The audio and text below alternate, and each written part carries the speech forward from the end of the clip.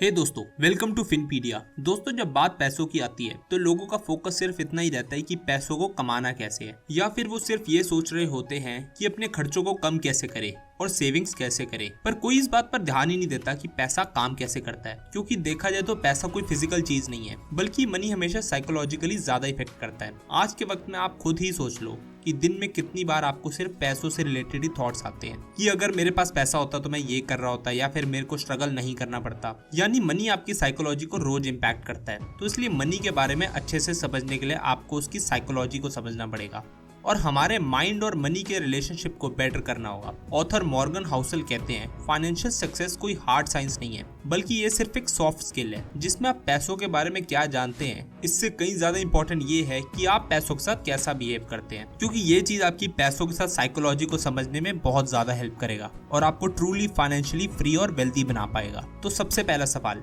Why save money? क्या आज के टाइम पर भी लोगों को कन्विंस करने की जरूरत है कि उन्हें पैसे क्यों सेव करने चाहिए? जी हाँ, बहुत जरूरी है। जब लोग एक सर्टेन लेवल की इनकम को सस्टेन कर लेते हैं तो वो 3 कैटेगरीज में आ जाते हैं। पहले जो सेव करते हैं, दूसरे जिन्हें लगता है कि सेव नहीं कर पाएंगे, और तीसरे जिनको लगता है कि सेव करने की जरूरत ही नहीं है। बट ऑथर बताते हैं कि वेल्थ को बिल्ड करने के लिए ये ज्यादा मैटर नहीं करता कि आपकी इनकम क्या है या आपकी इन्वेस्टमेंट क्या है, बल्कि जो चीज सबसे ज्यादा मैटर करती है वो है कि आप कितना सेव करते हैं। अगर आपको लग रहा है कि वेल्थ बिल्ड करने के लिए आप और ज्यादा मनी की जरूरत है या फिर आपको और ज्यादा इन्वेस्टमेंट के रिटर्न चाहिए होंगे, तो आप गलत हो। इन्वेस्टमेंट रिटर्न आपके हाथ में नहीं है और आपको नहीं पता कि मार्केट आगे क्या होगा, आपकी इन्वेस्टमेंट स्ट्रेटेजी काम करेगी या नहीं। बट आपके हाथ में जो है वो है पर्सनल सेविंग्स, जिस पर आपका 100% कंट्रोल है, जिसको सेव करके आप अपनी वेल्थ को जनरेट कर सकते हो। ऑथर बताते हैं कि वेल्थ आपकी इनकम का वो पार्ट होता है जो अमाउंट आपके सारे नेसेसरी खर्चों के बाद बच के आता है और आप अननेसेसरी खर्चे करने के बजाय उनको सेव करते हो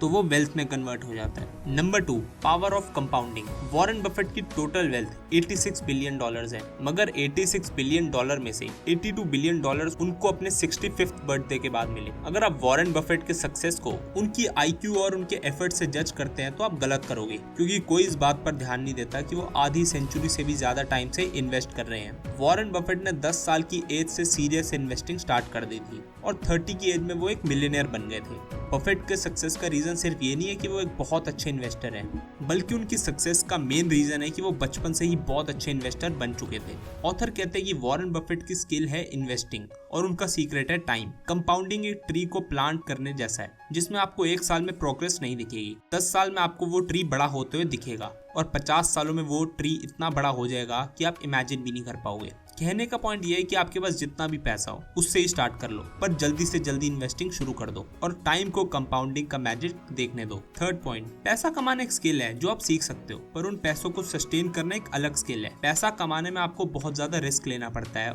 और एफर्ट्स करने पड़ते हैं, बट पैसों को सस्टेन करने के लिए आपको इसका बिल्कुल अपोजिट करना पड़ेगा। आपको ये डर होना चाहिए कि आपने जितनी तेजी से पैसा कमाया है उतनी ही तेजी से पैसा चले भी जाएगा, और आपको ये चीज भी एक्सेप्ट करनी पड़ेगी कि हर चीज आपकी मेहनत से नहीं आई है। कुछ दूसरे फैक्टर्स को भी आपको देखना पड़ेगा, जैसे कि लोगों की मदद और आपके टाइम का अच्छा होना, जिसे आप बार बार रिपीट नहीं कर सकते। फॉर एग्जाम्पल, वॉरेन बफेट कभी कर्ज नहीं लेते। उन्होंने 14 रिसेशन देखे और किसी में भी उन्होंने पैनिक करके सेल नहीं किया, या फिर कभी भी उन्होंने एक्साइटेड होकर इन्वेस्ट नहीं किया। ऑथर कहते हैं कि इन्वेस्टमेंट वो नहीं होती जो आप सही डिसीजन लेकर इन्वेस्ट कर रहे हो, पर एक गुड इन्वेस्टमेंट उसे कहते हैं जिसमें आप बार बार बैड डिसीजन लेने से बचते हो। याद रखो, वेल्दी बनने का एक ही सीक्रेट है, वो है survival. Number 4, luck and risk. Nobel prize economist Robert Shiller से जब एक बार पूछा गया कि आप इन्वेस्टिंग के बारे में क्या जानना चाहोगे जो आप कभी नहीं जान सके, तो उनका जवाब एक ही था, the exact role of luck in successful outcome. यानी कि सक्सेसफुल रिजल्ट में लक का कितना रोल होता है। ऑथर कहते हैं कि आपको लक पर डिपेंड नहीं होना चाहिए,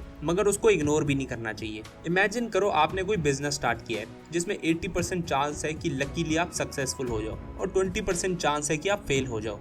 या तो आप 80% में आ जाएंगे या तो आप अनलकीली उस 20% में लैंड हो जाएंगे, जिसमें दोनों ही पॉसिबल है। आपको बस अपने आप से सच बोलना है। बहुत सारे लोग दूसरों की सक्सेस को देखकर जज करने लगते हैं कि वो तो लकी होगा, उसमें टैलेंट है जिसकी वजह से आज वो इतना सक्सेसफुल है। बट ऑथर बोलते हैं कि वही लोग फिर खुद को जज करते टाइम ये बोलते हैं कि उनके लक ने उनका साथ नहीं दिया, जबकि दोनों ही बातें सच नहीं है। जब चीजें अच्छी हो रही होती है, अगर उस वक्त आप सोचते हो कि आपके लक ने आपको सक्सेस दिलाई है, तो आपको इसके दोस्त को भी कंसीडर करना चाहिए जो उस सक्सेस को वापस भी छीन सकता है। Number 5, rich versus wealthy. हमारी सोच ऐसी है जो मटेरियलिस्टिक चीजों से मनी को बहुत जल्दी कनेक्ट कर लेती है, जिससे ऑथर बताते हैं कि एक बहुत बड़ी प्रॉब्लम है। अगर आप रास्ते में एक लैम्बोर्गिनी को देखते हो तो आपको लगता है कि आदमी कितना अमीर होगा, कितना रिच होगा, बट हो सकता है कि उस इंसान ने वो लोन पर ली हो जिसमें उसकी इनकम का एक बहुत बड़ा अमाउंट उस कार की EMI में चला जाए। तो जाहिर सी बात है आपको भी यही लगेगा कि वो बहुत अमीर इंसान है। हाँ, ये सच है कि वो लोग रिच होते हैं, मगर ऑथर रिच को ऐसे एक्सप्लेन करते हैं कि rich equals to current income. जो इंसान जितना कमा रहा है वो उतना ही स्पेंड कर रहा है,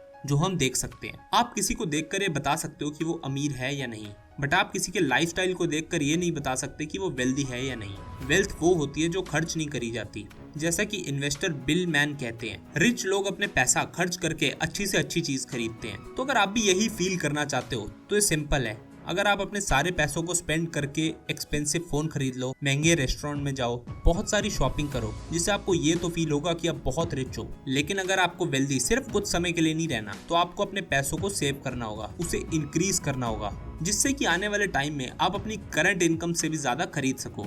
क्योंकि वेल्थ से आपको कई सारे ऑप्शंस, फ्लेक्सिबिलिटी और हमेशा की फ्रीडम मिल जाती है। आई होप आपको हमारी ये वीडियो पसंद आई होगी। अगर आपको हमारी ये वीडियो पसंद आई है तो इस चैनल पर नए हो तो इसको प्लीज सब्सक्राइब करें। तो मिलते हैं फिर एक नई और एक इंटरेस्टिंग वीडियो के साथ। तब तक के लिए keep learning, keep earning. Thank you.